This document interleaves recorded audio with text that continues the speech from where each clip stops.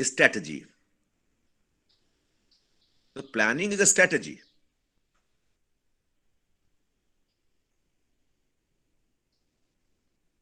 But the question is, suppose you formulate a strategy, then the strategy must have some objectives and priorities. Then second component is, this strategy contains some predefined, predetermined objectives. And when you say objectives, naturally all objectives cannot be of same importance. You give priorities to your objectives also. This is the topmost objective, the second objective, the third objective, and so on. Therefore, we have written objectives and priorities.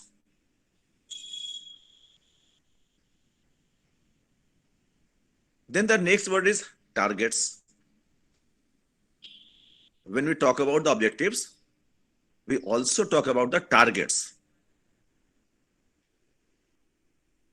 What targets are to be achieved through that strategy.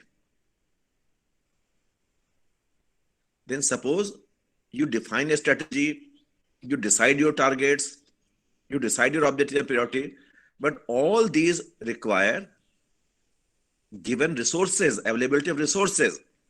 Unless you know the availability of resources, size of resources, how can you decide your strategy?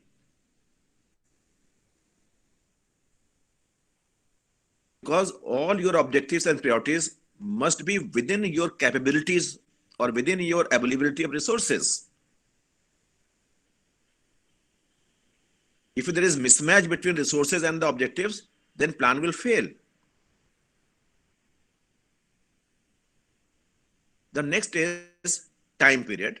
It means when we have framing our strategy and deciding our targets, those targets have to be achieved within a given time period.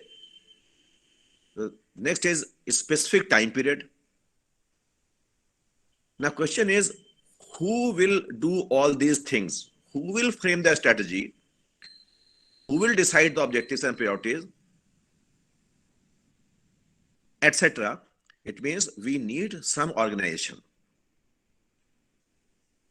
The name of organization can be Planning Commission, can be Niti Aayog, or can be any other name in different countries. Now, these are the important components of the planning.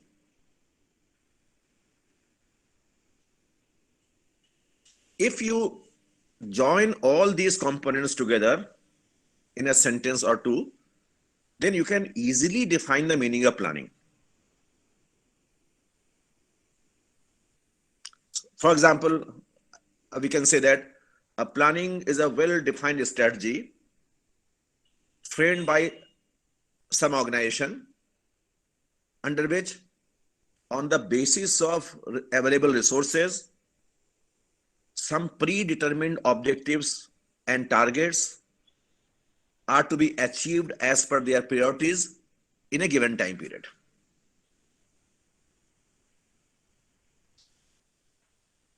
Now, we have included all these components of the planning and given a very simple meaning of planning.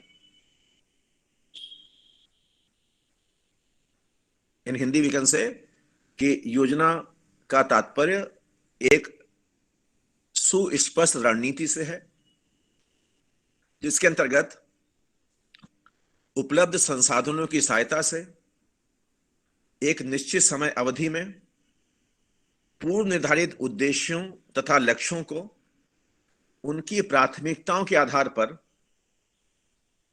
प्राप्त करने की संरचना किसी सुनिश्चित संगठन के द्वारा निर्मित की जाती है. You have your own words, own sentences.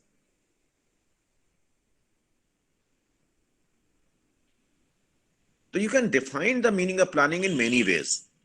But the main issue is when you give a definition of any concept, then you don't use that term in your explanation.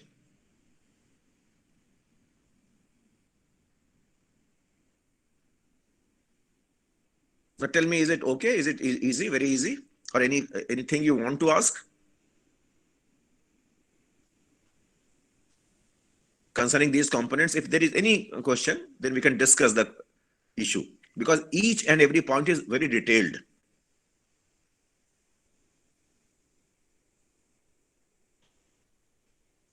Sir objective and target में से थोड़ा सा वो है। इससे पहले कभी मैंने बताया था कि ऑब्जेक्टिव टारगेट में क्या अंतर है, पहले कभी याद नहीं है सर।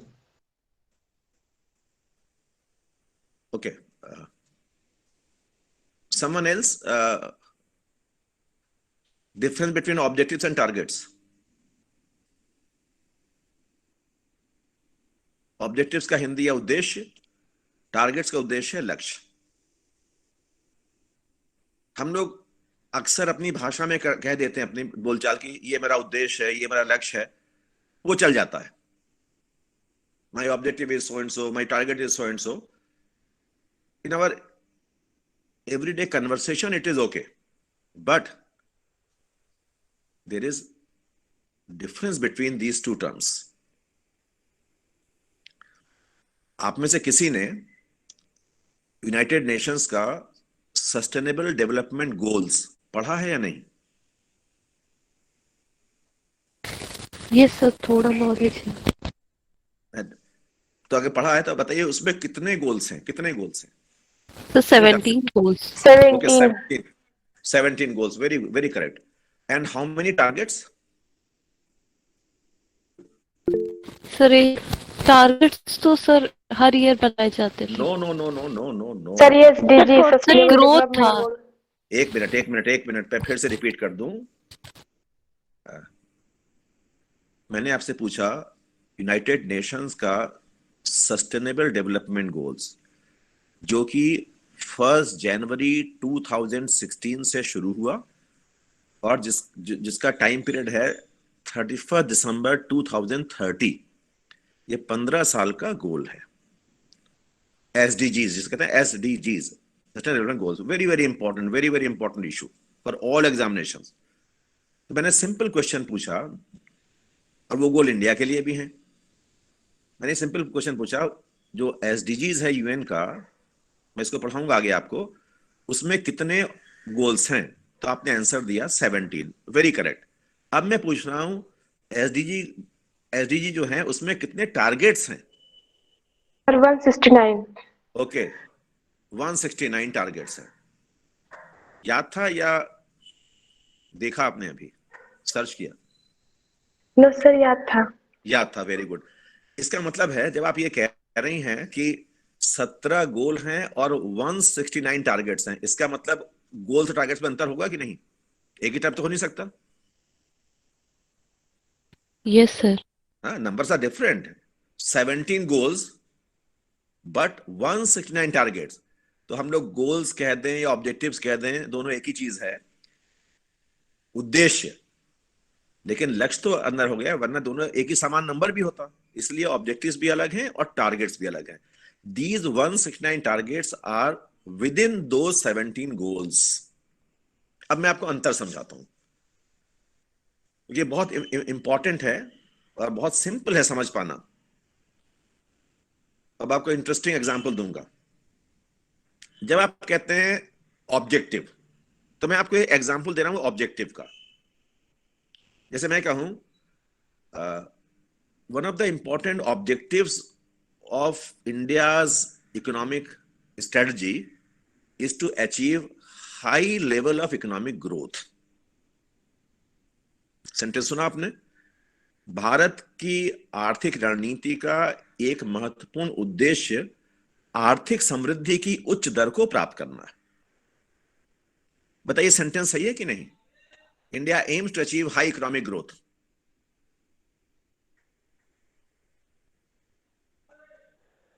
यस सर, सही है। सही है। अब मैं आपसे पूछता हूं कि आपको बात समझ में आ गई कि हम सेंटेंस बदल देते हैं। हम सेकंड सेंटेंस है, India aims to reduce its poverty ratio. Bharat अपने निर्धनता अनुपात में कमी करने की ओर प्रतिबद्ध है। India is committed to reduce its poverty ratio. बताइए सेंटेंस सही है कि नहीं? सही है सर। दोनों सही है। अब मैं पूछता हूं पहला सेंटेंस, जब आपने कहा कि India aims to achieve high economic growth rate, क्या जो आपने कहा सही है? दोनों सेंटेंस सही है, लेकिन अब मैं पूछूंगा what do you mean by high? कितना हाई? 8%, 9%, 10%, कितना हाई? क्या उस बात से बात कहीं साफ हुई? कितना high? No sir, there is no precision. और जब आपने कहा India wants to reduce it poverty ratio, ये तो बात नहीं कितना रिड्यूस करेंगे, कितना परसेंट रिड्यूस करेंगे, ये बात आई कहीं उसमें? No sir. No sir. No Yes. Sir, as much as possible. It means उन दोनों ऑब्जेक्टिव्स को जो आपने कहा सही हैं, जो अपनी जगह वास्तव में सही हैं, अगर हम उसको और क्लैरिफाई करना हो और शार्पेन करना हो तो हमें उसको क्वांटिफाई करना पड़ेगा। अब मैं उसी सेंटेंस को रिपीट कर रहा हूं, India wants to achieve 9% economic growth rate. India want to reduce its poverty ratio by 10 percentage points. These are targets. Sharpening of the objectives is known as target. Quantifying the objective is known as target. Because objective is a very vague terminology. Although correct, but it's a very vague. It is not very clear. When you link the clarity in its objective by quantifying it, जब उसको मात्रात्मक अभिव्यक्ति देते हैं, तब वो लक्ष्य हो जाता है।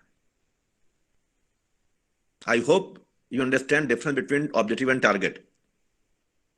Yes sir. Now I'm giving more examples. I'm giving more examples.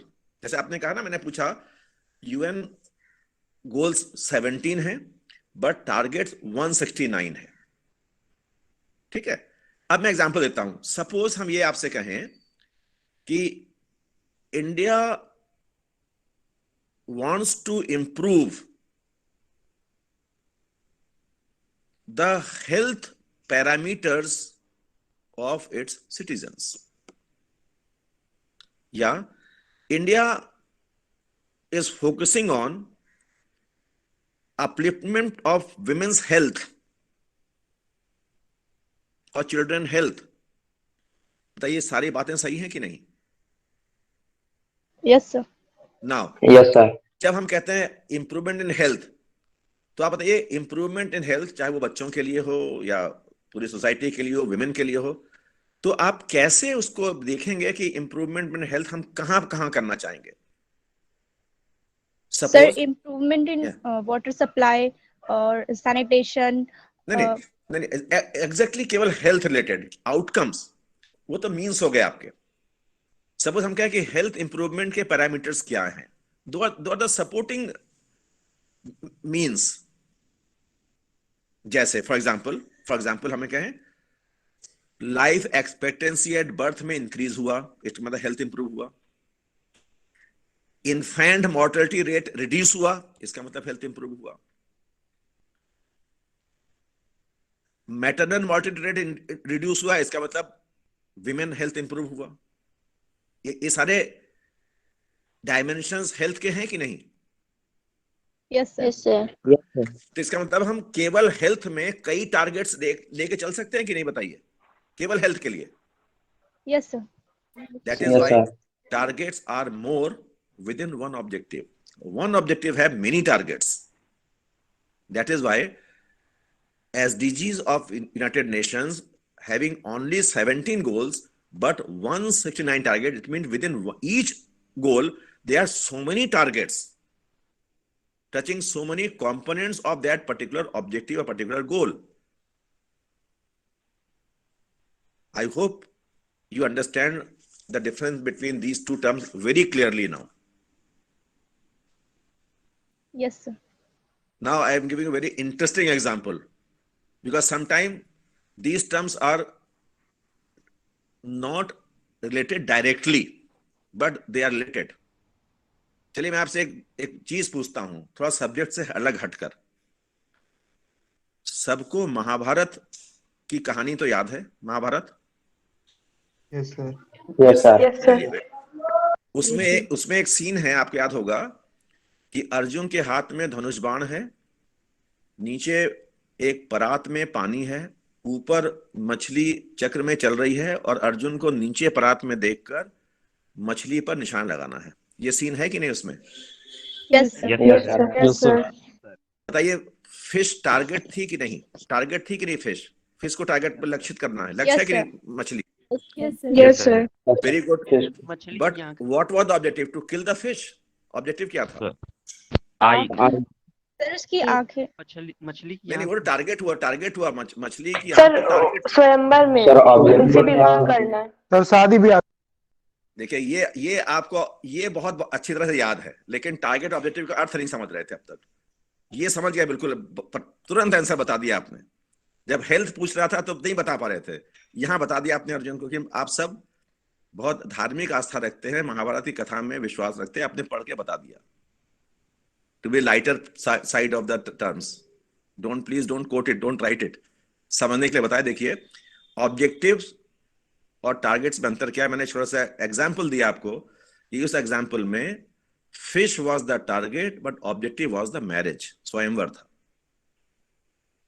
यानी मैंने क्या कहा कि कभी कभी दोनों चीजें बिल्कुल अलग हैं, लेकिन रिलेशन भी है उन दोनों में।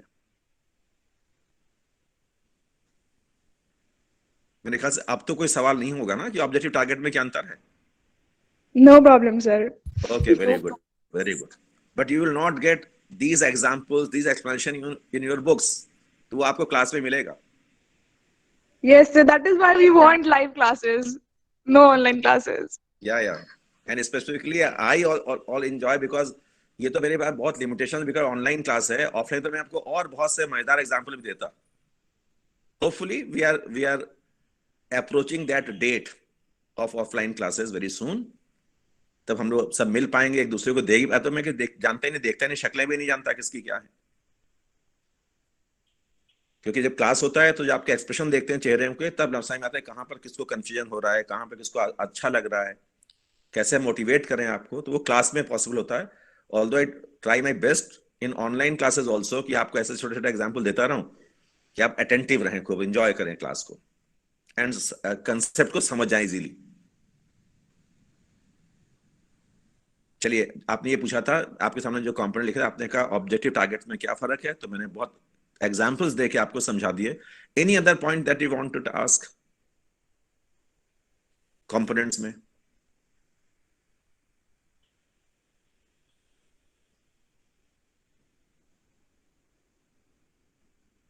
इसमें देखिए, मैं एक एक करके टच कर रहा हूं आपको। जैसे आपने लिखा ऑब्जेक्टिव्स एंड प्रायोरिटीज, मैंने एक दिन आपसे सवाल पूछा भी था, ये मैं फिर रिपीट कर रहा हूं क्योंकि ये क्वेश्चन कई बार पूछा गया है, बहुत अच्छे एग्जाम से पूछा गया है कि which of the following has been the top most priority of India's economic planning and strategy. मैंने बताया था आंसर इसका, वो 4-5 आंसर दे देते हैं कि इनमें से किसे भारत की योजना की रणनीति में सर्वोच्च प्राथमिकता प्रदान की गई है। आपका आंसर मालूम है ना, मैंने बताया था आपको। Yes sir, economic growth. Economic growth. जबकि हर प्लान में बहुत सारे ऑब्जेक्टिव्स होते हैं, लेकिन ये सवाल पूछा गया था कि टॉप मोस्ट प्रायोरिटी क्या है, तो मैंने आपसे कहा था इकोनॉमिक ग्रोथ। उसके हम डिटेल में यहाँ पे बात करेंगे, और जिस पर आपका लेक्चर भी होगा 17th वाला ग्रोथ पर लेक्चर होगा। आप समझ गए होंगे कि जब भी हम लोग अपनी ऑब्जेक्टिव बनाते हैं तो हर ऑब्जेक्टिव्स का इंपॉर्टेंस सिमिलर नहीं होता है। You just think about your own life. आप कई सब्जेक्ट्स को पढ़ना चाहते हैं, लेकिन क्या सभी के लिए आप इक्वल टाइम, इक्वल इंपॉर्टेंस देते हैं? No sir. ये तो होता नहीं। आप कहते हैं सबसे पहले हम ये तैयार करेंगे, फिर हम ये तैयार करेंगे, फिर हम तैयार करेंगे। You decide your priorities also, that is the strategy. तो केवल ऑब्जेक्टिव नहीं, अगर हमने कहा 5 ऑब्जेक्टिव्स हैं हमारे, suppose this is my first objective, then second, then third and fourth, and this is last. Therefore केवल ऑब्जेक्टिव्स ही नहीं, उनकी प्रायोरिटीज भी तय करना इंपॉर्टेंट है। और देखिए, प्रायोरिटीज पे सवाल कैसे आए हैं, ऑब्जेक्टिव पे सवाल आते हैं, टारगेट पे तो आते ही हैं। और स्ट्रेटजी की बात हम लोग जब आगे करेंगे तो एटलीस्ट हम आपको 1 या 2 स्ट्रेटजी पर स्पेशली फोकस करेंगे, जिनमें से एक स्ट्रेटजी जो कई बार IAS, PCS और आपके एग्जाम में पूछा गया है, that is known as Mahalanobis strategy. आपने सुना होगा Mahalanobis strategy. Yes, सुना है sir. कि नहीं? सुना है कि Yes, नहीं? sir, Yes, sir, 5 सुना year है. plan. Yes, sir. Yes, sir. सुना. That was the strategy of 5 year plan. second fire plan. Second. वो Yes, sir. second fire Yes, sir. plan was the only plan which was based on a purely economic model given by Mahalanobis. We'll discuss that model, discuss that strategy, and we'll discuss some more strategies which are very important for examination and to understand. कौन थे PC Mahalanobis? कौन थे Mahalanobis? You know something about Mahalanobis? statistician. Yes. उनका बहुत सारे उनके contribution है जो मैं आगे बात करूंगा जब हम उस पर आएंगे. पूरा नाम क्या था उनका? प्रशांत चंद्र महान. PC. That's why I wanted to know, क्योंकि उनका नाम और मेरा नाम सिमिलर है, इसलिए मैंने आपसे पूछूं कि देखो क्या नाम है उनका. तो सोचिए मुझसे पहले ही उन्होंने मेरा नाम रख लिया था अपना. To be lighter side, don't quote please. He was Prasanta Chandra Mahalanobis और उनके बहुत कंट्रीब्यूशन है. कितने कंट्रीब्यूशन क्या क्या हैं वो मैं आपको बताऊंगा आगे जब उस पर हम आएंगे. जिसमें से एक आप जरूर जानते होंगे कि उनका बर्थडे हम लोग हर साल नेशनल स्टैटिस्टिकल डे के रूप में ऑब्जर्व करते हैं इंडिया में. Yes sir. और ये क्वेश्चन कई बार डिफरेंट एग्जाम में पूछा गया है कि किसके बर्थडे को हम लोग नेशनल स्टैटिस्टिकल डे, राष्ट्रीय सांख्यिकी दिवस के रूप में ऑब्जर्व करते हैं. I will tell you a brief life sketch of Mahalanobis जब हम लोग वहां पे पहुंचेंगे. तो स्ट्रेटजी में उनका जिक्र जरूर आएगा. नाउ टारगेट्स आप समझ गए हैं कि हम लोग जब ऑब्जेक्टिव रखते हैं टारगेट्स रखेंगे, पॉवर्टी का हो, ग्रोथ का हो, अनएम्प्लॉयमेंट का हो, एटसेट्रा एटसेट्रा. तो will discuss targets also. Then resources. मैंने कहा कि unless we excuse me sir. Yes बताएं सर क्या ऐसा बोल सकते हैं कि जो टारगेट होता है वो शॉर्ट टर्म होता है और ऑब्जेक्टिव लॉन्ग टर्म गोल होता है? No not at all. अभी मैं उसकी बात आपसे करूंगा कि क्यों आपका ये सवाल या जो आप सोच रहे हैं वो गलत है. मैं 1 मिनट बात करता हूं उसके आगे. रिसोर्सेज आप समझ गए होंगे कि जब हम प्लान बनाते हैं तो हम ये पहले ये तय कर लेते हैं, हम अपना अनुमान लगा लेते हैं कि हमारे पास कितने रिसोर्सेज अवेलेबल हैं. रिसोर्सेज स्टेट के कंट्रीब्यूशन से आ सकते हैं, रिसोर्सेज यूनियन के कंट्रीब्यूशन से आ सकते हैं, रिसोर्सेज डोमेस्टिक हो सकते हैं या रिसोर्सेज एक्सटर्नल हो सकते हैं.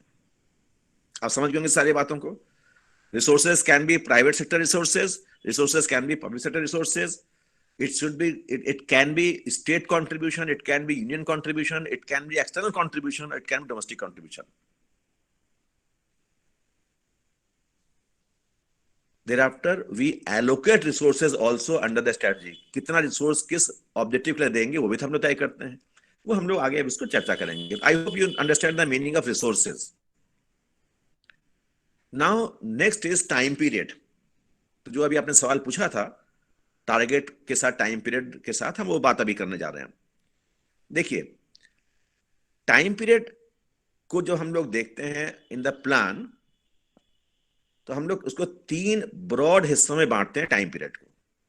That is we can say short term plan, medium term plan and long term plan. There are 3 broad categories of time period for plan. Short term plan mean within 1 year. 1 साल के plan को हम लोग short term plan कह देते हैं. More than 1 year, but in a single digit of middle level, 3 साल, 4 साल, 5 साल एटसेट्रा, ये होता है medium term plan. Long term plan means single digit में हाई या डबल डिजिट. 10 साल के प्लान, सपोज 10 साल का प्लान आपका लॉन्ग टर्म प्लान.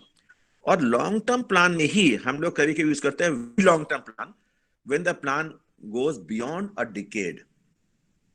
15 साल, 20 साल, 25 साल, 40 साल, हम क्या very long term plan. And sometimes that very long term plan which is within the long term plan is also known as secular plan, समय निरपेक्ष. तो प्लानिंग के बहुत सारे टाइम फ्रेम हो सकते हैं या होते हैं. अब मैं आपसे अगर पूछूं ये बताइए इंडियन प्लान्स का बेसिक टाइम फ्रेम क्या रहा है? Short term, medium term, long term या very long term? Sir medium medium term. Medium term जिन्होंने सवाल पूछा था मैं उनको बता रहा हूं। मीडियम टर्म यानी हम लोगों ने 5 ईयर प्लान बनाया था, हमारा तो 5 ईयर प्लान था मीडियम टर्म में, और हम लोग 5 ईयर के लिए टारगेट बनाते थे, इतना ग्रोथ रेट हम 5 ईयर में अचीव करेंगे। सपोज आपने कहा 8% growth rate in so and so 5 year plan. ये तो देखा होगा आपने ना, सुना होगा, जरूर पढ़ा होगा आपने ये कि 5 ईयर प्लान में ग्रोथ का टारगेट भी होता है। ठीक है, तो बताइए जो ग्रोथ टारगेट 5 ईयर प्लान के लिए वो 1 ईयर है या शॉर्ट टर्म है या 5 ईयर का है, मीडियम टर्म है? बताइए मुझे। Medium term. तो फिर आप ये क्यों कहेंगे कि शॉर्ट टर्म होता है? तो targets can be short term, targets can be medium term and targets can be long term या very long term. For example अभी अभी नवंबर की बात मैं कर रहा हूं, United Nations Framework Convention on Climate Change का COP26 conference of parties 26 at Glasgow, आप उसके बारे में रोज अखबार में पढ़ रहे होंगे। उसमें इंडिया ने नेट जीरो कार्बन एमिशन का टारगेट तय किया है। कब तक प्राप्त करना है? सबने पढ़ा है, अखबार में हेडलाइन है 2070 सर 2070। 2070 आज क्या है? आज कौन सा वर्ष है? 21 21।2021। तो कितने साल का टारगेट हो गया ये? Sir, 50. 49 50 years 49. Wait. 50 years 50 years 50, अरे वो 49 नहीं, 50 years, 5 decades। तो बताइए आपने टारगेट 50 साल का रखा है कि नहीं आपने? Yes, sir. Yes sir. तो फिर आप ये क्यों कहेंगे कि टारगेट 1 साल का ही होता है या शॉर्ट टर्म ही होता है? आपके सामने एग्जाम्पल है भाई। That is why I always say you कि please read newspapers every day, और इन सब चीजों कटिंग रखिए, क्योंकि जब 50 साल टारगेट है, जाहिर सी बात है जब आप बीए पास कर लेंगे और पीसीएस एग्जाम, आईएएस एग्जाम देंगे, उसमें इस पर सवाल जरूर आएगा। Sir I was talking about in comparison of objective. तो भैया ऑब्जेक्टिव्स की बात नहीं कर रहे हैं। जब हम लोग, हमारा 5 ईयर प्लान है, तो क्या 5 ईयर प्लान में 5 साल का ऑब्जेक्टिव नहीं है कि 1 ही साल का ऑब्जेक्टिव होता है? सर 5 वर्ष का ऑब्जेक्टिव होता है। जो 5 वर्ष का ऑब्जेक्टिव है, और 5 वर्ष के टारगेट्स भी तो हैं उसके साथ साथ। तो फिर आप 1 साल क्यों कह रहे हैं? या क्या कंफ्यूजन बताएं, हम उसको और क्लियर करें। आपको कंफ्यूजन क्या हो रहा है, आपको बताएं।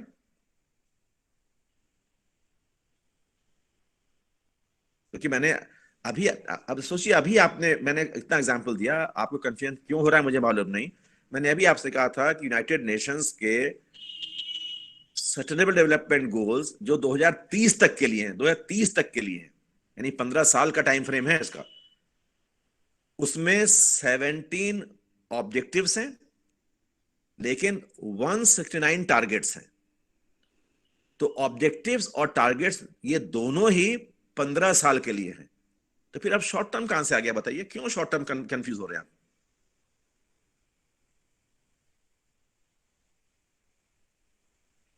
बताइए, अभी कोई क्वेश्चन हो तो सर क्लियर है ना? तो इसलिए जब आप इन बातों को सोचते हैं तो प्लीज अपने आसपास के इंपॉर्टेंट एग्जाम्पल्स को भी उसके साथ जोड़िए, तो अपने आप क्लियर हो जाएगी बात। देखिए मैंने कितना सिंपली जोड़ दिया। आपने टारगेट क्या फर्क है, तो सबसे पहले यूएन एसडीजी की बात मैंने कर दी, आपको समझ में आ गया। हाँ, ऑब्जेक्ट टारगेट अलग होते हैं। फिर जो सवाल पूछा उसके में टाइम फ्रेम की बात की, दोनों ही, चाहे ऑब्जेक्टिव्स हो 17 या टारगेट्स हो 169, ये दोनों ही चीजें तो 2030 तक के लिए है। फिर 1 साल कैसे हो जाएगा भाई? ऑब्जेक्टिव तो टारगेट 1 साल का भी हो सकता है, 5 साल का भी हो सकता है, 10 साल का भी हो सकता है, या वेरी लॉन्ग टर्म का हो सकता है। जैसे आपने अभी कहा कि 2070 तक के लिए हम लोगों ने नेट जीरो एमिशन कमिट किया है। 50 साल का ऑब्जेक्टिव, 50 साल का टारगेट है हमारा ये। तो डिफरेंट ऑब्जेक्टिव्स के डिफरेंट टारगेट्स भी हम लोग सेट कर सकते हैं। इसलिए मैंने कहा कि whenever talk about the time period plan, it can be short term, it can be medium term, it can be long term.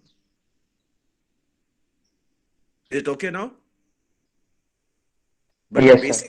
the basic framework of Indian plans that we have adopted, that is medium term plan. हम लोगों ने मध्य अवधि का पंचवर्षीय योजनाओं को अपनाया. क्यों अपनाया, ये अभी कहानी 2 मिनट आगे आऊंगा. इससे पहले कि मैं आगे आऊं, लेकिन एक बड़ी इंपॉर्टेंट बात यहां पे मैं करना चाहूंगा, जो आगे हम फिर से करेंगे भी अभी, कि although we had adopted a medium term plan framework of 5 years, हमारा जो प्लान का स्ट्रक्चर हमने अपनाया था वो तो 5 वर्ष का था, लेकिन विद इन 5 years हम लोग उसको 5 हिस्सों में बांटते थे, annual. Every 5 plan used to cover within itself 5 annual plan components, यानी एक साल के 5 भाग उसके होते थे पूरी पंचवर्षीय योजना के लिए. कैन यू टेल मी कि when I have repeatedly told you कि basic framework is of 5 years. ध्यान रखिए बार बार बात कर, बेसिक फ्रेमवर्क का plan was 5 years, that is medium term, but within that 5 plan we used to have 5 annual plan components. यद्यपि भारत की योजनाओं का आधारभूत प्रारूप मध्य अवधि का या 5 वर्ष का होता रहा है, परंतु प्रत्येक पंचवर्षीय योजना के अंतर्गत हमने 5 वार्षिक योजनाओं को भी समाहित किया था. Can anyone tell me कि when we had a system 5 plan, then what was the need to have 5 annual plan components within that 5 plan also? What was the need? जब हम 5 वर्ष की रूपरेखा पहले ही बना चुके हैं, तो फिर उसको 5 एनुअल हिस्सों में बांटने की जरूरत क्या है? ताकि सर हमें ऑब्जर्व कर सके कि कितना हमने टारगेट को अचीव किया है और उसमें और क्या सुधार करना है. चलिए, एक आपने बताया, somebody else, कोई और बता सकता है क्या, क्यों ऐसा है किया आप लोगों ने? किसी भी बड़े गोल को अगर हम छोटे छोटे पार्ट में बांट के काम करते तो जल्दी होगा और अच्छा भी होगा. तो अगर छोटे छोटे बाद में बात करते तो हम 6 महीने का भी कर सकते थे, 1.5 साल के, तो 1 year का क्यों किया? मैं ये पूछ रहा हूँ, एनुअल क्यों किया आप लोगों ने? उसको और छोटा कर लेते, क्वार्टरली कर लेते, हाफ ईयरली कर लेते, बट वाई एनुअल? सर ये एक स्ट्रैटेजी हो सकती है टास्क को कंप्लीट करने के लिए. नहीं, स्ट्रेटजी तो है, but my question is why annual? बस my question is this. Sir because of budget. या देखिए, 2 बातें हैं इसमें. Very good answer. देखिए, जैसे अगर हम ये कहें फॉर एग्जांपल कि चलिए हम ये प्लान बना रहे हैं और इस प्लान में सपोज अब देखा एग्रीकल्चर के लिए हम इस 5 साल में 500 रुपए का रिसोर्स या फंड एलोकेट करेंगे. ये हमारा आउटले है, ये हमारा परिव्यय है. Allocation of outlay is 500 rupees for this plan for agriculture. ये बात समझ में आ गई? हमने 500 रुपए उसके लिए निर्धारित कर दिए. क्लियर है ये? लेकिन ये 500 रुपए क्या हम एक साथ दे सकते हैं? No, because under the constitution of India our budget system is annual. हम लोग 1 साल से ज्यादा का कोई भी फंड रिलीज नहीं कर सकते. तो पहली तो बात यह है, क्योंकि हमें जो भी उसके लिए रिसोर्स गवर्नमेंट देगी वो 1 साल से ज्यादा का नहीं हो सकता. इसीलिए पहला बजट का कंस्ट्रेंट है, जिसके लिए हमें 1 साल का एक साल करके 5 बार उसे पूरा करना है. नंबर 1. नंबर 2, जैसे आपने कहा, when we have the annual planning system, तो we have also a continuous system of review of that planning. हम बार बार उसको उस अपनी उपलब्धियों को रिव्यू कर सकते हैं और हम ये देख सकते हैं कि क्या हमने टारगेट रखा था, कितना अचीव हुआ, क्या शॉर्टफॉल है और आगे हमें क्या करना चाहिए. तो ये भी हमने एक कंटिन्यूस प्रोसेस बना रखा था, so that we are able to achieve our objectives and targets in a more effective manner. Continuous observation. of revisiting the ongoing plan again and again. और मैं अब आपको बताऊंगा आगे, जब हमारे 5 प्लान हुआ करता था, तो जब 1 साल पूरा होता था तो planning commission different state governments के साथ, different ministry of union government के साथ मीटिंग्स करके तय करता था कि ठीक है, इस साल ये हुआ, अगले साल आप और क्या कर सकते हैं, हम हमारा शेयर क्या होगा, हम कैसे सपोर्ट करेंगे। तो हर साल हम उसको रिव्यू करके उस स्ट्रेटजी को और सुधारते थे। और हमारे यहां मैं आगे बताऊंगा, एक जब प्लान चल रहा होता था तो हर साल तो हम लोग उस पर विचार विमर्श करते ही थे, साथ साथ हम लोग का एक सिस्टम था मिड टर्म रिव्यू। जब आधी दूरी तय हो गई योजना की, तब हम कहते थे कि आधा समय बीत गया, हमने क्या हासिल किया और अगले आधे समय में हम क्या करें कि इस 5 वर्ष का हम एक बेटर रिजल्ट हम प्राप्त कर सकें। That was also required for the flexibility of the fire plan. There's much desired flexibility of fire plan that was available through annual plans only. तो प्लानिंग को फ्लेक्सिबल, ये लचीला बनाना, ताकि हम लोग प्रायोरिटीज को, अपने टारगेट्स को, अपने रिसोर्सेज को बार बार उस पर पुनर्विचार कर सकें और आवश्यकता पड़ने पर उसमें बदलाव कर सकें। क्योंकि इकोनॉमिक कंडीशंस कॉम्प्लेक्स और एवर चेंजिंग होती हैं, बड़ी जटिल हो और लगातार बदलती रहती है। अगर हम एक रिजिड निर्णय ले लेके हम 5 साल में कोई चेंज अप नहीं करेंगे तो our strategy will fail.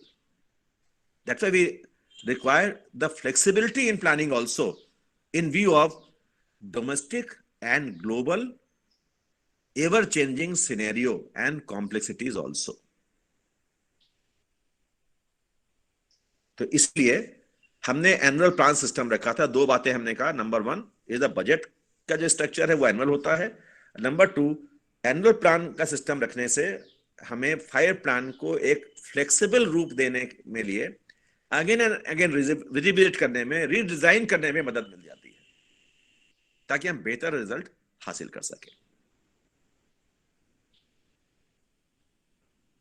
Now tell me if you have any other issue. मेरे ख्याल से आसान हो गया होगा। टाइम पीरियड का मतलब क्या है, टाइप्स ऑफ टाइम पीरियड मैंने बता दिया आपको, short term, medium term, long term, within long term, very long term, and then annual plan components, the fire plan strategy etcetera. Any other question in this part? And then we are coming last point, that is component of, that is organization. Organization में बहुत बातें करेंगे, mainly हम 2 organisation की बात सबसे ज्यादा करेंगे। वन इज प्लानिंग कमीशन, और जब प्लानिंग कमीशन की बात करते हैं उसके साथ ही साथ हम लोग बात करेंगे नेशनल डेवलपमेंट काउंसिल, NDC, ये आगे आएगा। और सेकंड हम बात करेंगे नीति आयोग, और नीति आयोग के हिस्से अलग अलग। तो अब हमारा प्लानिंग कमीशन एग्जिस्ट नहीं करता, what exist now is NITI Aayog. तो हम लोग नीति आयोग की चर्चा करेंगे अभी, लेकिन उसके लिए हमें प्लानिंग कमीशन को समझना पड़ेगा, क्योंकि कई बार सवाल पूछे जाते हैं कि प्लानिंग कमीशन और नीति आयोग में डिफरेंस क्या है। तो ये मैं बहुत डिटेल बताऊंगा आपको जब हम लोग नीति आयोग पे पहुंचेंगे, लेकिन उसके पहले प्लानिंग कमीशन हमें देखना पड़ेगा briefly, only then we can understand the NITI Aayog. Because although planning commission is not in existence right now, but still there are many questions are asked from the fire plans and the planning commission also. Then we will have a good idea of comparison between planning commission and Niti Aayog and what changes have made in this transformation of planning commission to Niti Aayog. तो मैं उसकी चर्चा रूपरेखा पूरी detail बताऊंगा आपको। That is organization. Now I hope the meaning of plan is very clear to all of you, and in very simple terms मैंने आपके सामने कुछ पॉइंट्स रखे कंपोनेंट्स के, और इसको अपनी भाषा में जैसे भी आप बांध लें इन सारे शब्दों को, तो योजना का अर्थ आ जाता है। You can define planning in many ways and there are so many definitions by so many economists. एक इकोनॉमिस्ट हुए डिकिंसन, उन्होंने किसी कंपोनेंट का जिक्र ही नहीं किया। उन्होंने कहा कि plan means what to do, how to do, when to do, why to do, and the results are to be shared by whom, when and how.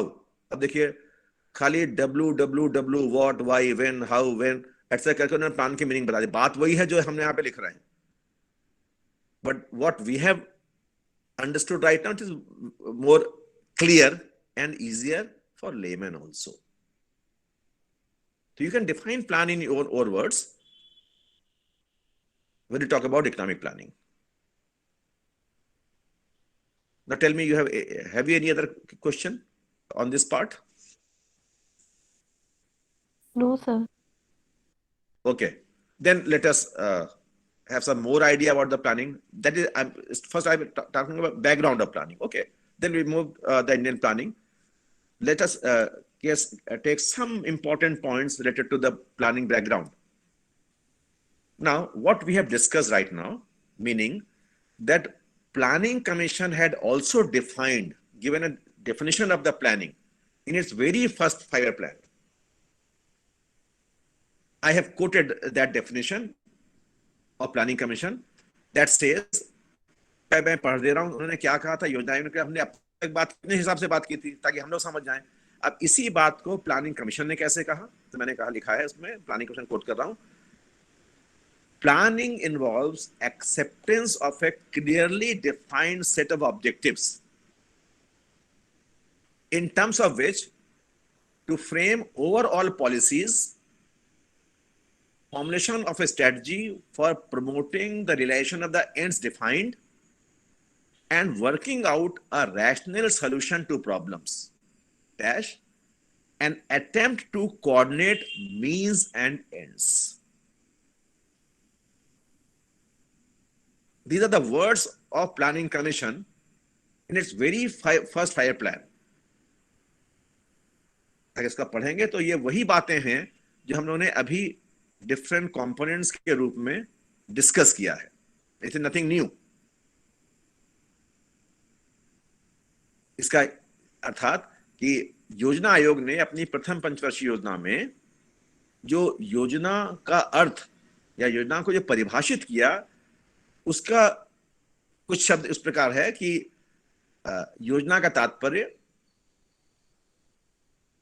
सुस्पष्ट उद्देश्यों के समूह को स्वीकार किया जाना है, जिसके संदर्भ में समग्र नीतियों का निर्धारण किया जाना है तथा एक रणनीति बनाई जानी है ताकि निर्धारित या परिभाषित उद्देश्यों की प्राप्ति प्रोत्साहित हो सके तथा समस्याओं के एक युक्तिसंगत समाधान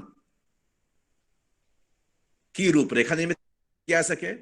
अर्थात यह साधनों और साध्यों के मध्य समन्वय का एक प्रयास है.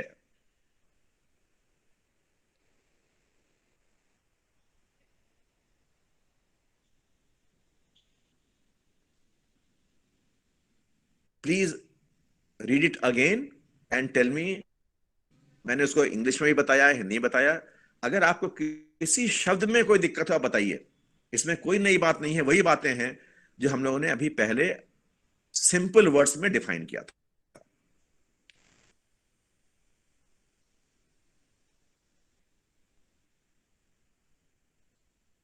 Please tell me if you have any doubt, any problem, you want more clarity.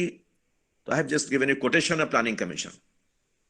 Sir, last line, an attempt to coordinate means an end. देखिए, means and ends का अर्थ है साधन और साध्य. जो हमने लास्ट लिखा है, means mean resources, ends means objectives. उसी में तो कोऑर्डिनेट करना ही तो मैं बात कर रहा था. Yes, sir. Ends means जहां पहुंचना है, that is goals, objectives, targets, वो ends हैं आपके. यहां पहुंचना है, गंतव्य. यानी हिंदी में उसका होता है साध्य. और उसके लिए means है यानी साधन, यानी रिसोर्सेज क्या है होंगे, उसी में तो समन्वय करना है. Yes, sir. ये तो मैंने अभी करा था कि unless you understand, unless you know the resources, कितने रिसोर्सेज हैं, तब तक आप उन रिसोर्सेज के बेसिस पर ही तो बनाएंगे अपने कि ऑब्जेक्टिव्स हमारे कितने होंगे, टारगेट्स क्या होंगे. सपोज आपने कहा भाई प्लान के लिए हमारे पास हाउसिंग के लिए, भवन निर्माण के लिए, घर निर्माण के लिए केवल 200 रुपए हैं. ठीक है. और एक हाउस के बनने में 50 रुपए की लागत आएगी. ठीक है, मीन्स है 200 रुपए और एक घर के लिए लागत है 50 रुपए। अगर हम टारगेट रख लें 10 मकान, तो बताइए ये कोऑर्डिनेशन है कि गलत हो जाएगा? गलत है कि सही है? ये गलत है। गलत है। तो क्या होना चाहिए? 200 रुपए में आप कितने मकान को टारगेट रखेंगे? सर चार 400। 4। इसका मतलब आपने कोऑर्डिनेट तो किया ना, दोनों में कोऑर्डिनेट कर लिया कि दोनों में? आपने कहा अगर 200 है, हमें 4 मकान का गोल रखना चाहिए, 5 रखेंगे, 6 रखेंगे, तो हमारा प्लान असफल हो जाएगा। आपने खुद ही कोऑर्डिनेट कर लिया। या अगर आप कहेंगे मुझे 10 मकान बनाने हैं, तो हमें 500 रुपए का इंतजाम करना पड़ेगा, रिसोर्सेज 500 करने पड़ेंगे, जैसे भी करें, चाहे इंटरनल हो एक्सटर्नल, तब हम जाके 10 मकान बना पाएंगे। अगर आपने गोल बड़ा रखा है, तो रिसोर्स आपको बड़े उपाय करने पड़ेंगे उसको मोबिलाइज करने के लिए, या जो रिसोर्स आपने मोबिलाइज कर लिया उसके लिए आप गोल्स उसके अनुसार करना पड़ेगा। That is the coordination between means and ends. साधनों और साध्यों के मध्य समन्वय का प्रयास ही योजना है। उसके पहले लिखा है आपने रैशनल सॉल्यूशन टू प्रॉब्लम्स। जो समस्याएं हैं उसका युक्ति संगत समाधान भी है। ये समस्या अगर मकान की है, तो रैशनल समस्या है कि हम केवल 4 मकान बना पाएंगे, 10 मकान नहीं बना पाएंगे, बस हम इसीलिए वर्कआउट कर सकते हैं। इससे ज्यादा करेंगे तो ओवर एम्बिशियस होगा और प्लान फेल हो जाएगा। जब आप कहते हैं वेल डिफाइंड स्ट्रेटजी, आगे भी लिखा है, देखिए बीच में लिखा है promoting the realization of the ends defined. वही एंड्स बाद में फिर आ रहा है कि जो भी हमारे सुपरिभाषित उद्देश्य हैं, साध्य हैं, उनकी प्राप्ति के मार्गों को प्रोत्साहित करने की रणनीति ही प्लान है। Not necessarily that you write this quotation word by word. I have given you the quotation by the Planning Commission. That gives you a better understanding of the concept of the plan, meaning of the plan. It can discussed in the last slide of 6 components. वही तो बात है यहां पर, केवल words different हैं, sentence थोड़ा different है बस। वो बहुत इजी था, ये उसी को एक टेक्निक से प्रेजेंट कर रहा है, उसी बात को। कोई नया बिंदु उसमें नहीं है जो हम लोगों ने अभी इससे पहले कंपोनेंट्स में न छुआ हो। वही तो सारे भाग हैं।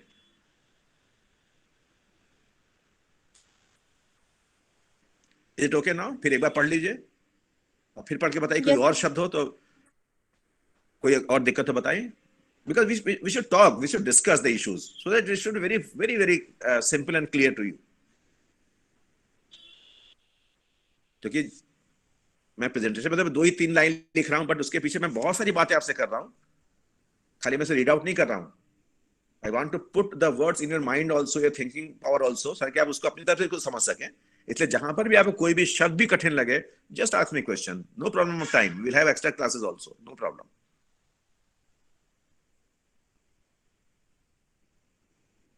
I hope now it is simple. to the problem. Working और रैशनल सॉल्यूशन, देखिए अभी मैंने रैशनल यानी युक्ति संगत, ठीक, बुद्धिमत्तापूर्ण, रैशनल सॉल्यूशन यानी जब हम समस्याओं का समाधान निकालने की बात करते हैं, तो वो सॉल्यूशन रैशनल या इरैशनल भी हो सकता है। Yes, sir. फॉर एग्जाम्पल बताइए।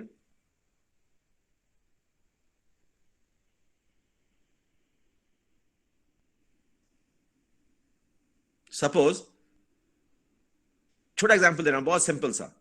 मान लीजिए किसी व्यक्ति को भूख लगी है, प्रॉब्लम उसको भूख लगी, खाना चाहिए, खाना उसकी खाने की जरूरत है, he requires food, problem is hunger. बताइए इसका समाधान क्या है? बताइए।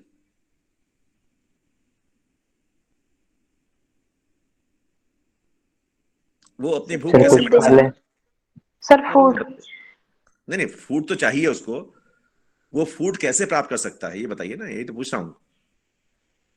भूखा है, उसको फूड चाहिए, कैसे प्राप्त कर सकता है? दुकान से जाके खरीद ले, दुकान से खरीद ले, ठीक है, दुकान से खरीद ले। हाँ, उसके पास पैसा अगर होगा दुकान से खरीद लेगा। सेकंड ये होता है कि वो दुकान में जाके चुरा ले या छीन ले जाकर किसी से, जी सर, ये भी भूख हो मिट सकता जाएगी है। उसकी। क्या सेकंड बात रैशनल है, बुद्धिमत्तापूर्ण, उचित है ये? No no sir. Sir. No No, sir उचित हो sir. गया ना? तो रैशनल मतलब उचित, न्याय संगत, तर्क संगत, व्यवहारिक, नियम कानूनों के अंतर्गत, सोशल एक्सेप्टेंस के मार्ग द्वारा, उसके अलावा नहीं कि आपको पहले आप किसी से छीन ले पैसा। That is not rational. Rational मतलब है कि within the rules and regulations and the norms of society, civilize society उस समस्याओं को समाधान कर, that is working out a rational solution, जो संभव हो, जो युक्ति संगत हो, जो व्यवहार्य हो, उस रणनीति, उस समाधान के मार्ग को निर्धारित करना ही प्लानिंग है।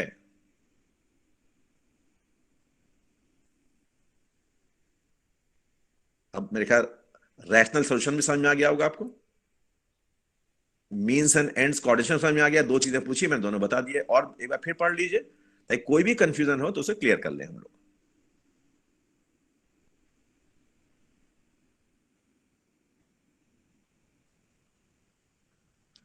लास्ट पॉइंट में लिखा है, the first 5 plan contains one of the clearly early formulation of the need for planning and of the state's role in it.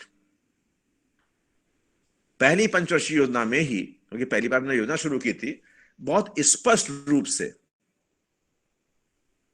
में नियोजन की आवश्यकता और उसमें सरकार की भूमिका को स्पष्ट किया गया है। उसमें यह कहा गया है कि why do we need planning and what will be the role of the government in that plan formulation.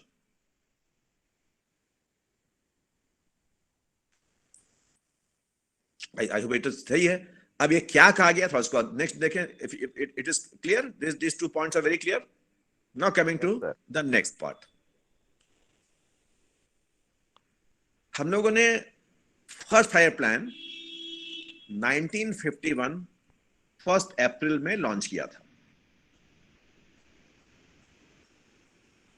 तो मैंने इसमें लिखा है कि the launching of the first 5 plan in April 51 initiated a process of development with a central objective of not merely at raising the standard of living of the people, but also opening out to them new opportunities for a richer and more varied life.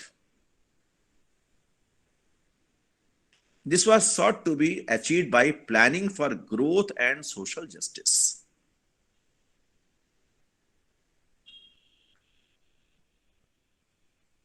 प्रथम पंचवर्षीय योजना जो अप्रैल 1951 में प्रारंभ की गई थी,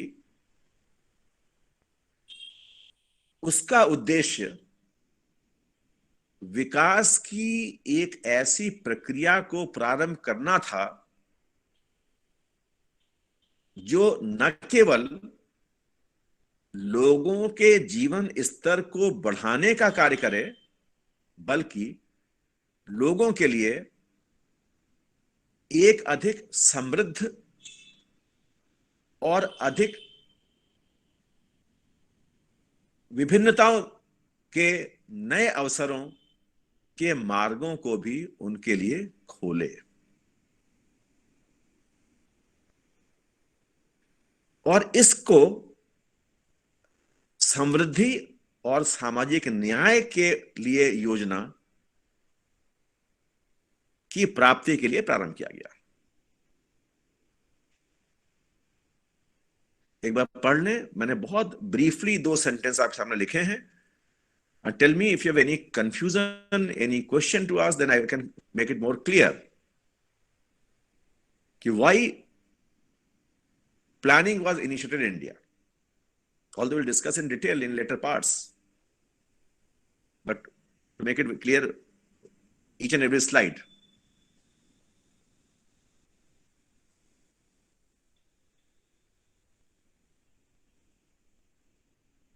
Have you any question in this part?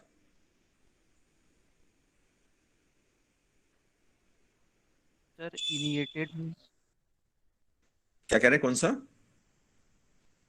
Please speak little louder. sir initiated.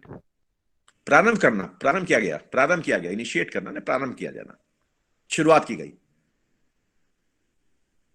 पहले प्लान की शुरुआत 1 अप्रैल 51 से हुई थी ना. That is the beginning of the planning era. Beginning, initiation, प्रारंभ किया जाना. यानी प्रथम पंचवर्षीय योजना ने भारत में एक विकास की ऐसी प्रक्रिया को प्रारंभ किया जिसका केंद्रीय उद्देश्य केवल जीवन स्तर को बढ़ाना नहीं था. ये आपको याद होगा, हम लोग स्टैंडर्ड लिविंग को सामान्यतः पर कैपिटा इनकम से या इकोनॉमिक ग्रोथ से मेजर करते हैं. याद है कि नहीं आपको? मैंने बताया था पहले भी. Yes sir. जी सर. तो वही कह रहा है, केवल ग्रोथ नहीं था इसका उद्देश्य, सेंट्रल उद्देश्य, यानी ग्रोथ तो था ही, बल्कि साथ साथ लोगों के लिए एक अधिक रिचर, समृद्ध एंड मोर वेरिड और अधिक विभिन्नताओं या और अधिक आयामों के अवसरों का मार्ग भी उनके लिए खोलना था.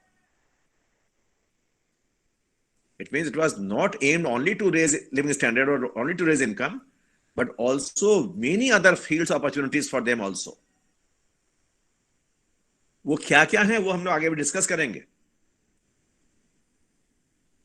और उसी बात को मैंने लिखा है कि this was sought to be achieved by planning for growth, यानी living standard and social justice, सामाजिक न्याय. अब इन दो सोशल जस्टिस का मीनिंग क्या है, ग्रोथ का मीनिंग क्या है, ये हम लोग बहुत डिटेल अभी आगे जा रहे हैं. इस पर हम लोग जस्ट ये बैकग्राउंड है, ये प्लानिंग कैसे क्यों लॉन्च किया गया, प्लानिंग की मीनिंग क्या है, etcetera. Please read it once more, and if you have any query, any issue, then I can discuss that issue in detail. Although we are going to touch these points very soon. बताएं. Sir, we have also learned a word progress, but progress is not used in that concept. Why? I told you so many times that progress is the topmost level of development, and within development we use the term growth. If you remember, I told you in many books or almost all the books you will. Yes sir, आपने मैंने ये कहा था ना कि आपको growth और development मिलेगा, प्रोग्रेस नहीं मिलेगा. और मैंने आपको बहुत सारे एग्जांपल दिए थे. Can you tell me one example of progress? I have given you so many examples. Sir आपने कहा यस सर उस टाइम पे जैसे आपने बताया था तालिबान पे अटैक हुआ. नहीं, वो तो मैंने बताया कि जब मैं बताया था कि within social framework in a civilize society, वो मैंने बताया था ना, सिविलाइज सोसाइटी बताया था मैंने आपको, वो मैंने बताया था वहां के एग्जांपल में. मैंने आपसे कहा था जब हम लोग डिफरेंशिएट कर रहे थे the term between the term growth and progress, development and progress, पहले ग्रोथ और डेवलपमेंट में डिफरेंस किया, जो बहुत लार्जली डिफरेंट किया था, मैंने डायग्राम से बताया था. फिर मैंने कहा था कि how progress is different from growth, how progress is different from development. और आई रिमेंबर मैंने 2 एग्जांपल्स आपको बहुत अच्छे दिए थे. Do you remember any of those examples of progress in terms of development or in terms of growth? Sir, also? Sir, you have talked about education.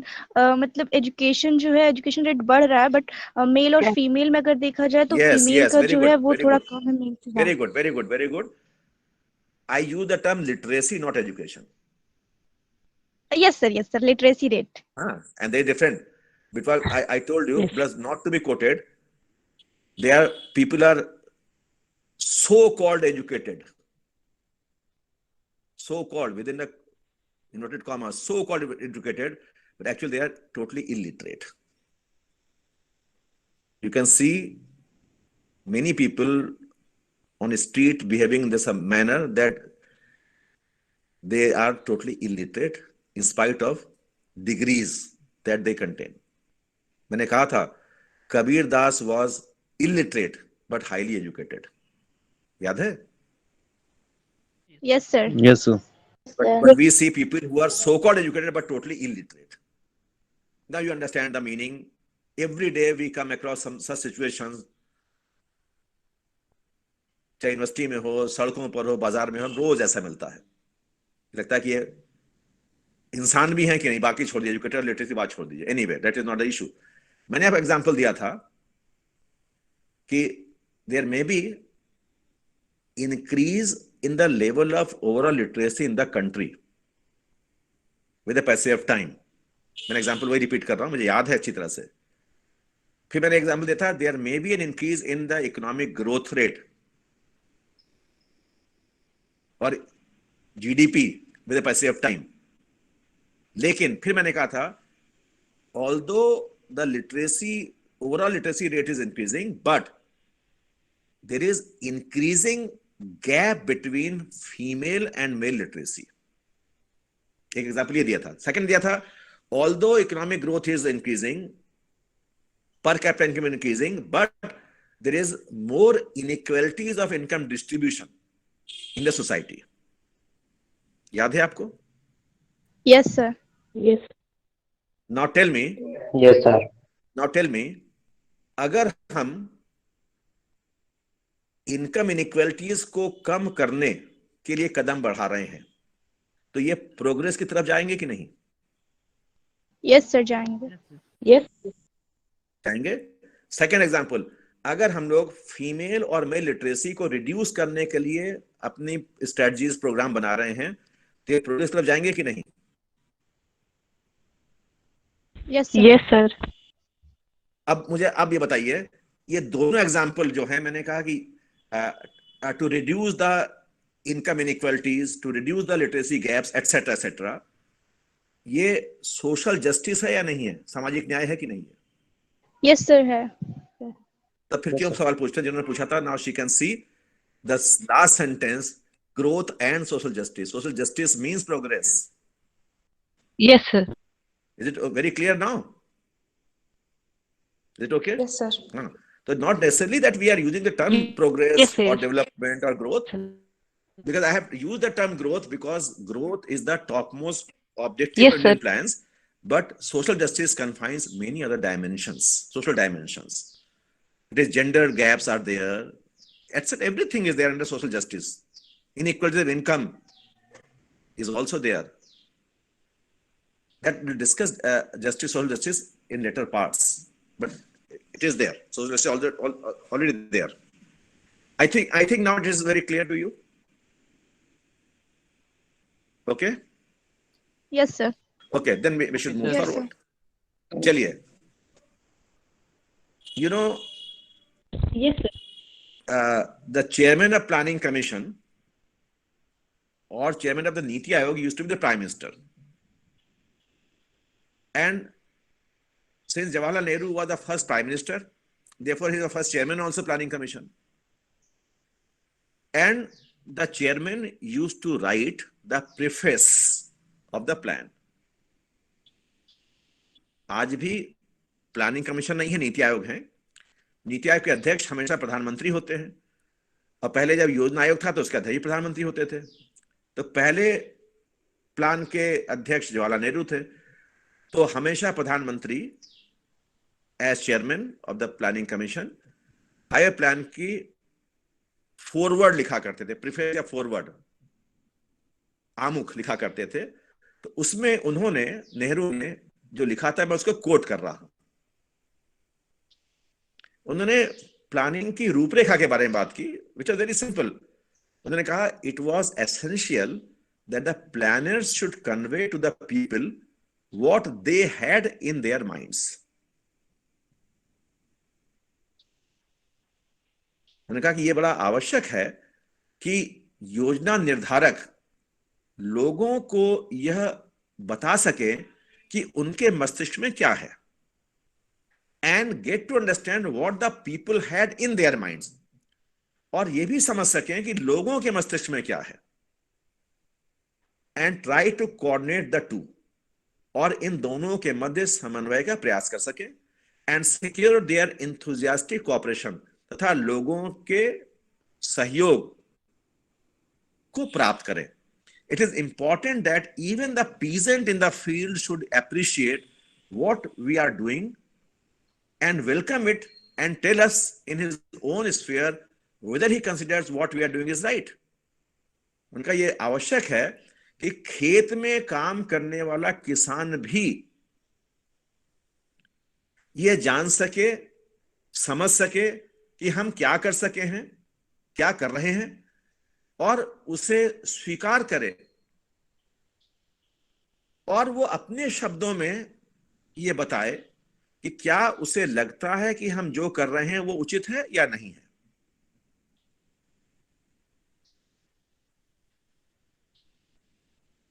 उन्होंने अपने शब्द में मीनिंग ऑफ प्लान दिया. ये प्लानिंग का मतलब केवल प्लानर्स के साथ नहीं है, केवल प्लान को एग्जीक्यूट करने के साथ नहीं है, but at the grassroot level लोगों तक प्लान को पहुंचाना और उसमें उनका सहयोग, उनकी भागीदारी सुनिश्चित करना भी प्लान का उद्देश्य है. उन्होंने कहा हम ये बता सकें लोगों की कि हम ऐसा क्यों कर रहे हैं, हम क्या चाहते हैं, हमारे मन में क्या है, और साथ ही साथ लोगों के मन में क्या है, वो क्या चाहते हैं, उसको भी जान सकें. जब तक इन दो का समन्वय नहीं होगा तब तक प्लान मीनिंगलेस हो जाएगा. और फिर कहते हैं कि लोग, और सबसे ग्रासरूट लेवल के लोग भी प्लान की रूपरेखा को समझ सकें और हमें ये बता सकें कि क्या जो हम कर रहे हैं वो उचित है या नहीं है. अगर ऐसा होगा, that is the meaning of plan. उनका ये बड़ा आवश्यक है प्लान के सक्सेस के लिए.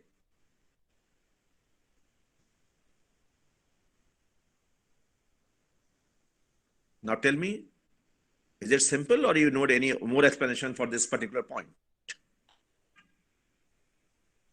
Yes, sir, it is clear.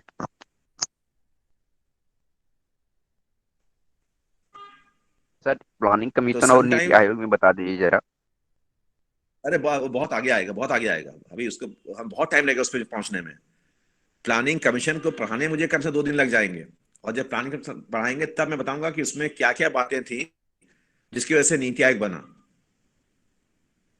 क्योंकि आपके कई एग्जाम्स में full question on differentiate between planning commission NITI Aayog आता है. कई जगह आईएएस में पूछा गया कई बार. नीति आयोग की फ्रेमवर्क पे कई बार सवाल आते हैं. I will devote much more time on planning commission and NITI Aayog.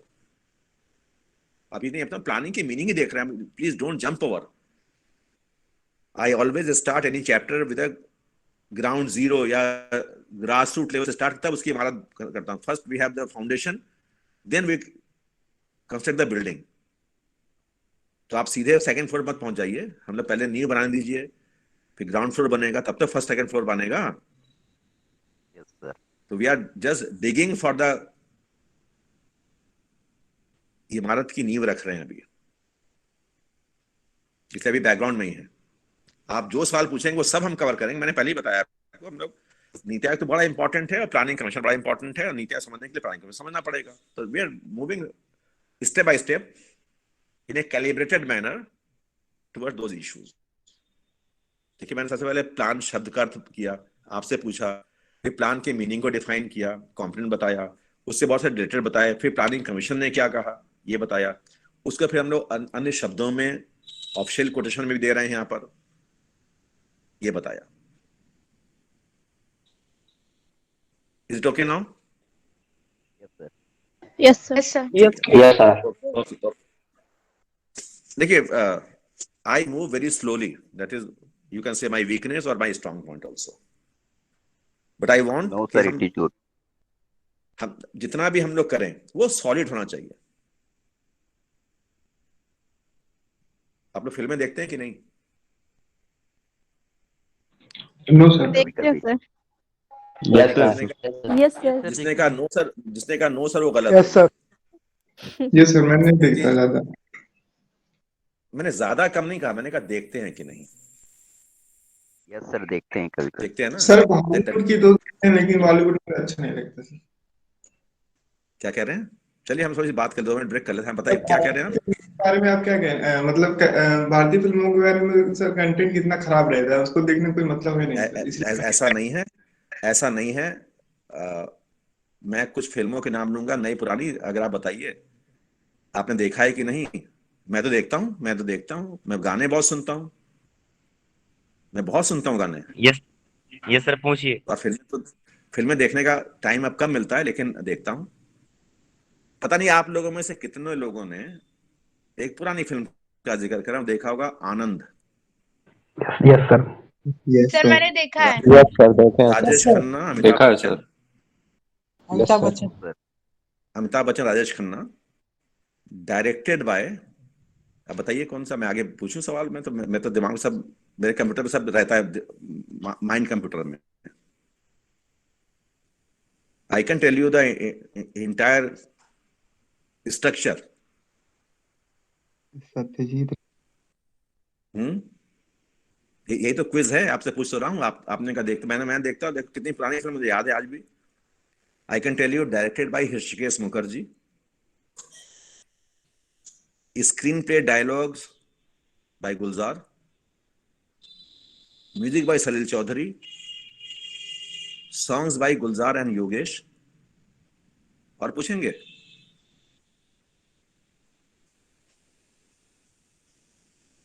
जिसने देखा बताइए, जिन्होंने देखा है, कैसी फिल्म थी बताइए वो?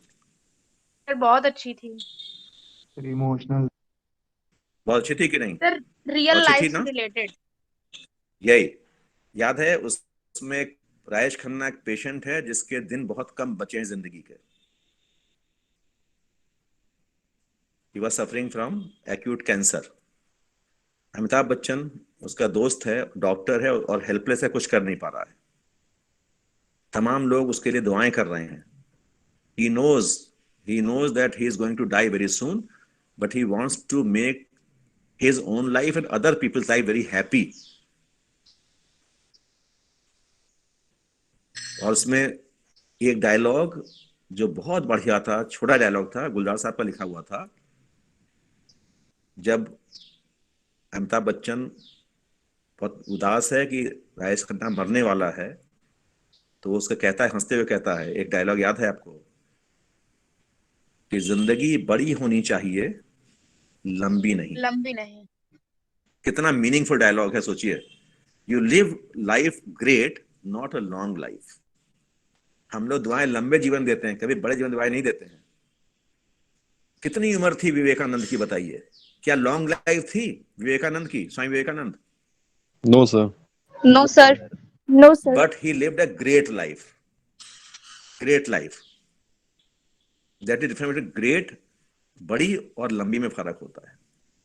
तो ये कहना कि फिल्में अच्छी नहीं होती, मैंने आपको एक फिल्म का एग्जाम्पल दिया, ऐसे बहुत सारे गाने भी हैं। मैं तो गाने बहुत सुनता हूँ, बहुत मीनिंगफुल गाने हैं। और कभी अगर उन गानों को आप सुनिए और उसको थोड़ा सोचिए, तो जिंदगी बदल जाती है। सर आज के समय के गाने सुनते हैं सर आप? हम सर उसमें तो कोई मीनिंग नहीं दिखती है। मैंने इसीलिए कहा आपसे, सेलेक्टिव सुनिए। यही थोड़ी कहा कि सारे गाने सुनिए। आज भी बहुत सारे गाने बड़े अच्छे आते हैं, ऐसा नहीं है। एक फिल्म बताता हूँ आपको जो आज के समय का है, राजी फिल्म देखी थी आपने? राजी। Yes sir. उसके गाने से बताइए कि मीनिंगफुल गाने हैं कि नहीं। चाहे वो ए वतन हो, चाहे वो लड़की की विदाई गाना हो, बताइए कि मीनिंगफुल गाने हैं कि नहीं। ये क्यों कहते नहीं है? सेलेक्टिव होना चाहिए यार। ये तो आपके ऊपर है। सोसाइटी में हर चीजें परोसी जा रही है कि आप पिक क्या करते हैं और क्या आप छोड़ देते हैं, ये आपके ऊपर है।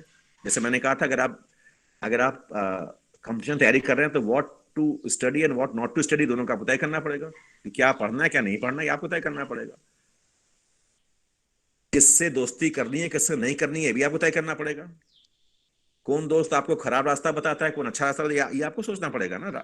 हर तरह की सोसाइटी है। You have to pick with rational decision. ये तो आपको सोचना है ना क्या करेंगे। तो ऐसा नहीं कि हर चीज खराब है या हर चीज अच्छी है। तो sometime film songs give you very meaningful messages, and I remember so many songs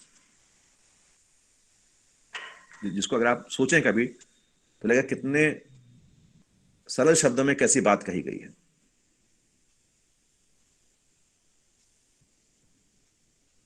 जी आप ओल्ड यू गान रिमेम्बर एनी? हाँ, क्या कह रहे हैं? जोर से बोलिए, जोर से बोलिए, क्योंकि मैंने ब्रेक लिया 5 मिनट का आपसे तो बातचीत करने के लिए. This is also sir very जी आप important for your personality development. Sir जी आप ओल्ड गाना ज्यादा सुनते हैं कि न्यू? देखिए, न्यू में बहुत कम मिलता है जो बहुत दिल को छू जाता हो, और जिसकी, देखिए दिल को कौन छूता है? जिसकी लाइफ लंबी होती है. नए गानों के शब्द आपके भूल जाते हैं. लाइफ बहुत बहुत ही शॉर्ट लाइफ है, शॉर्टेस्ट लाइफ है.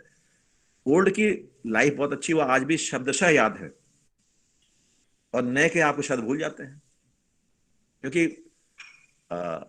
टेक्नोलॉजी बहुत हावी हो गई है, म्यूजिक बहुत लाउड हो गया है. पहले हम लोग, जो क्या फर्क है मैं एक सेंटेंस में कहूंगा, पहले हम लोग गाने सुनते थे, आजकल गाने देखते हैं, बस ये फर्क है. आप समझ गए उन पर अंतर? सर आज के गानों में बेस रहता है, वर्ड का पता ही नहीं रहता. वही मैं कह रहा हूँ ना, गाने देखते हैं आप, क्योंकि आप सुनते हैं नहीं, कुछ सुनाई पड़ेगा, इतना लाउड है कि सुनते नहीं, और इससे मीनिंगफुल भी नहीं है. बहुत कम गाने होते हैं जो मीनिंगफुल हैं. उसके बहुत से रीजन हो सकते हैं. I am not going to discuss the film in detail, although it is very interesting part sir of movie everybody's personality also. Sir जैसे आपने असली नकली मूवी देखी है देव आनंद की? देखिए देखिए देखिए देखिए देखी है. One of the finest actors of Hindi cinema, one of the finest. Sir mother India सब देखा हुआ है, बहुत बहुत देखिए भैया. अब आप don't ask me the list of film that I have seen. Sir mother India में उसमें ग्रेट क्या था, या फिर उसमें सीखने लायक क्या था? अब अगर फिर से देखिए तब आप मुझे बताइएगा. Just you see it sir again. मैंने एक दिन मूड बना के 3 घंटा में बैठी थी, लेकिन सर जब मैंने उसको पूरा देखा तो मुझे लगा कि मैंने केवल टाइम वेस्ट किया. ओह बाप रे बाप. It is one of the epics of India, epics of Indian cinema. Okay, we are not going to discuss much detail. पर हम लोग की जो प्लानिंग है वो इकोनॉमिक प्लानिंग से चेंज होकर सिनेमा की प्लानिंग हो जाएगी. सर एक क्वेश्चन है. हाँ बताएं. सर ये जो स्विट्जरलैंड है सर, ये सबसे देश अक्सर हर एक चीज में नंबर 1 पर क्यों रहता है? ये तो मैंने नहीं कहा था, मैंने पहले भी कहा था नंबर 1 हमेशा नहीं रहते हैं, मैंने एग्जांपल दिया था कि ऐसे कई इंडेक्स हैं जहां पर इंडिया नंबर 1 पर है, जिसमें हम आगे आएंगे अभी.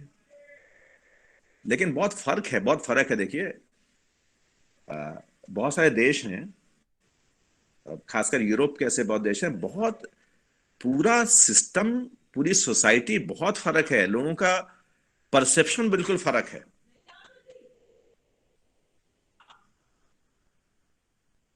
जिसे हम लोग कभी सोच भी नहीं पाते कि ऐसा परसेप्शन वास्तव में होता होगा.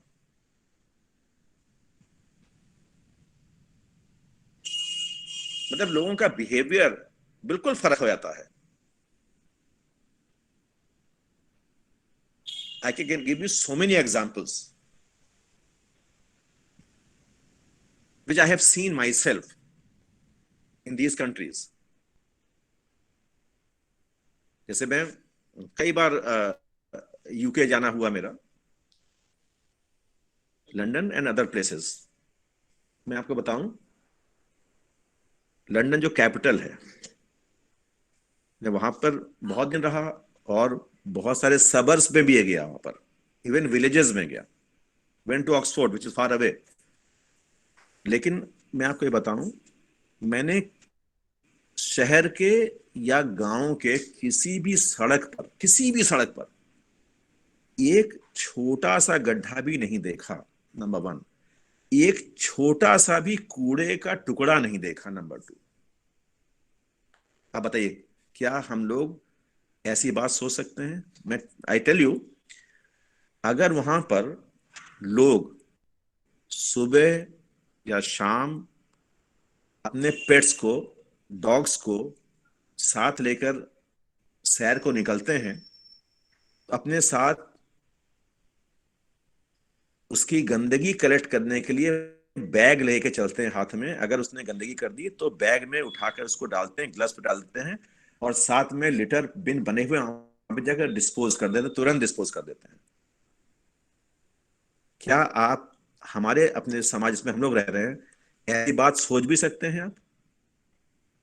नो सर, ऐसा यहाँ पर नॉट नहीं है। येट, फिलहाल हम लोग नहीं। यहाँ क्या, हम लोग कहते हैं अपने घर कूड़ा रात के दूसरे घर के सामने डाल दो और आनंद लो।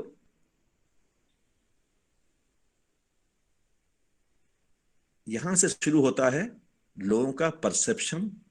बिकॉज मुझे बहुत कभी कभी बहुत खराब लगता है कभी जब मैं वहां पे जाता हूँ, लोगों से बात करता हूँ, तो कई लोग ऐसे मिलते हैं मुझे जो ब्रिटिश हैं या उन देशों के हैं और जो इंडिया में जा चुके हैं, तो वो मुझसे कहते हैं कि Indians don't love their own country and they make it dirty always. They make their own country dirty. अब सोचिए कितनी नेगेटिव बात है ये। आजकल रोज आप टीवी पे देख रहे होंगे छठ पूजा के संदर्भ में जमुना का हाल, गंगा का हाल, नदियों का हाल, जबकि हमने कितना करोड़ों रुपया खर्च कर दिया सफाई पर इसके, और हाल क्या है देखिए। You will not find this type of situation. हम लोग खुद ही गंदा करते हैं, जानते हैं कि हमें नदियों में तालाबों में कूड़ा करकट नहीं फेंकना चाहिए, but we do that you don't find in those countries. I have visited many places, offices also, universities also. कभी किसी दफ्तर में आप अगर ऑफिस आवर्स पर जाएंगे तो ऐसा नहीं होगा कि कोई सीट खाली मिले या किसी काम के लिए आपको दोबारा जाना पड़े। कभी ऐसा नहीं होगा। एक बार आप गए तुरंत काम आपका सब हो जाएगा। यहाँ पर 10 बार जाइए तो भी काम नहीं होगा, लीगल काम भी नहीं होगा। लीगल तो बात हम लोग कर ही नहीं रहे हर जगह। कभी आपने सोचा ये देखकर, मैं छोटा एग्जांपल दे रहा हूं, आपने पूछा स्विट्जरलैंड, अगर आप कभी कचहरी गए होंगे कभी भी कचहरी, यहाँ पे अपने इलाहाबाद में कचहरी गए होंगे।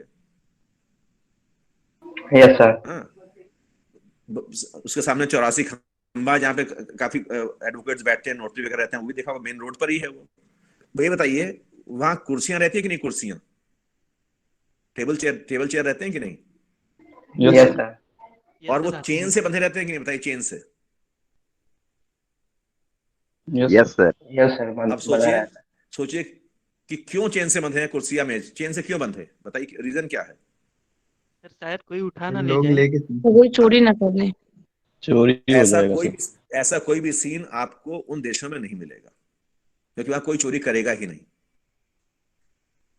मैंने देखा है अपनी आंखों से, लोगों का घर है और घर के बाहर सड़क और घर के बीच में जो जगह है उसमें बहुत सारे कलरफुल गमले और फ्लावर्स लोगों ने लगा रखे हैं, लटका रखे बाहर।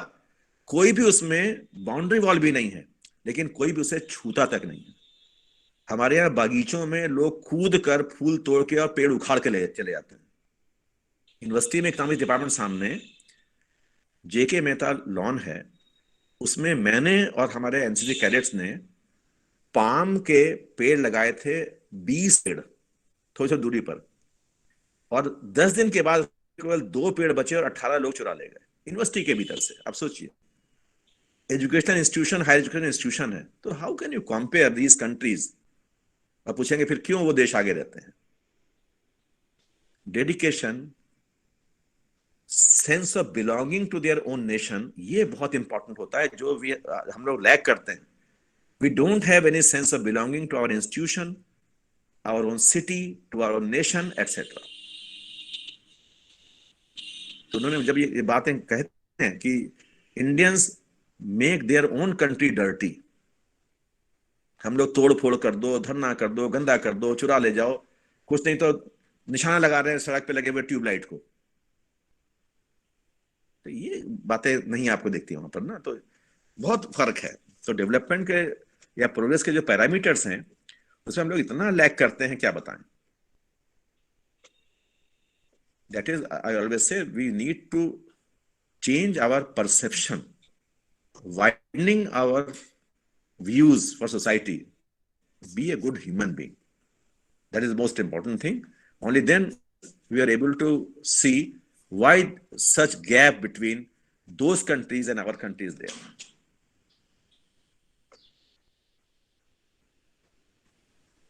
ये बहुत सारी बातें हैं ये। सर सभी डेवलपिंग कंट्री में ऐसा है? नहीं, मैंने ये नहीं कहा सभी में जैसा है, कहीं कम है कहीं ज्यादा है। हम तो अपनी सोसाइटी की बात कर रहे हैं कि जो हम लोगों को रोज दिखता है आसपास, वो उन देशों में हमें रेयरली दिखता होगा, बिल्कुल नहीं दिखता होगा।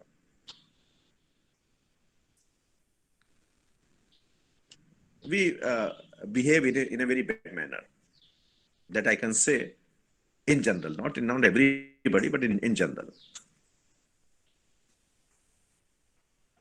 And we enjoy such bad situations, creating such bad situations. I regularly see such type of situation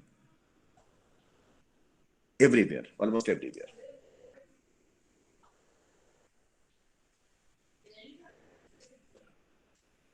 sir जी 10 तारीख को आए थे कॉलेज में आपसे मिलने के लिए, बट सर जी आप और लोग थे इसलिए नहीं मिल पाए। क्या कह रहे हैं? सर जी 10 तारीख को इकोनॉमिक्स डिपार्टमेंट में आए थे सर, आप वहाँ पे थे मिलने के लिए, लेकिन और लोग थे तो नहीं मिल पाए। चलिए, I think we have exceeded our time limits. Some of my guests has just arrived. Okay, let us finish this today. We'll discuss tomorrow. Now tell me, can we have an extra class tomorrow? Yes, sir. Yes, sir. Yes, sir. Yes, sir. But I different time. Sure, sir. Timing, sir. Different time. 4 p.m. 4 p.m. Yes, sir. Is it okay? Yes, sir. Okay, sir. Yes, sir. Okay. Then I'll continue the discussion what we are discussing right now tomorrow at 4 p.m. Okay. Thank you, sir. Thank you, sir. Okay. Thank you so much for joining. Thank you, sir. Thank you, sir. We'll Thank you, tomorrow sir. Thank you, discuss the issue what you asked.